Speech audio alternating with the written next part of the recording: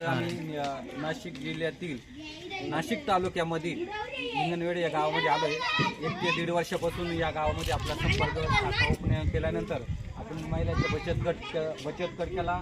त्यानंतर शबरी आवास घरकुल, पंतप्रधान आवास घरकुल अशा विविध जाती जागले रेशन कार्ड या संदर्भात असेल, आधार कार्ड असेल, भांड्याचे फॉर्म असतील, अशा आपण सगळे त्यांना शासनाच्या ज्या काही योजना असतील त्यांच्यापर्यंत पोहोचवल्या। तर आता त्यांच्याकडून आपण ऐकू का त्यांचे काय काम झाले। तर भाऊ, आज आपले शबरीचे घरकुल किती मंजूर झाले? 12 एक। हां, आता अजून पंतप्रधानचे किती घरकुल मंजूर झाले? ते 4-5 झाले। म्हणजे आता आणि हे घरकुलं व्हायच्या अगोदर तुम्हाला किती वर्षापासून घरकुलं या वस्तीत होतच नव्हते ना।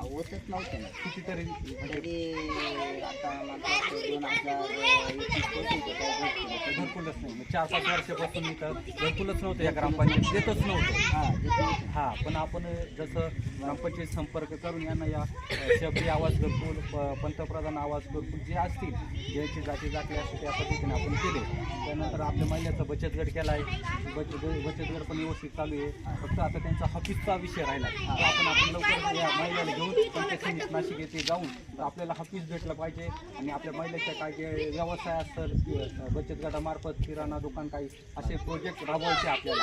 त्याच्यातून आपला महिलेला आपण प्रत्येक दिवशी शेतकऱ्याची इथं जाऊन करतोय की आपल्याला न करता आपल्याला एक व्यवसाय, एक महिलाला रोजगार द्यायचा आहे। त्यासाठी आपण आपली शबरी माता संघटना अशीच काम करत राहावं। आणि जितू भाऊच्या मार्गदर्शनाखाली आणि शरद भाऊच्या कामामध्ये काहीतरी सुधारणा झाली आणि आपल्या समाजातील जेवढ्या महिला असो पुरुष असो त्यांनी आपलं संघटन कोणत्या तरी संघटनेला एकत्र राहा आणि तुमचा विकास कसा होईल, एकजुटीचा विजय कसा होतो आज तुम्हाला दिसला असेल। बरोबर? जय आदिवासी, जय शबरी माता। घरकुलाचे शबरी घरकुल मंजूर झालेलं आहे, इथे पण झालेलं आहे। त्यानंतर या साईडला इकडे बघा, हे आता जस्ट एवढ्यात हे घरकुल झालेलं आहे। हे घरकुल झालेले आता इथं काम चालू आहे। इकडे या साईडला हे बघा, इथं आता इतक्या शबरीचं घरकुल मंजूर झालेलं आहे बघा। अशा पद्धतीने शबरी माता संघटनेला त्यांनी संपर्क केल्यानंतर 1-1.5 वर्षामध्ये सगळे कामं झालेले आहे। गेल्या 10 वर्षापासून कुठं होत नव्हते।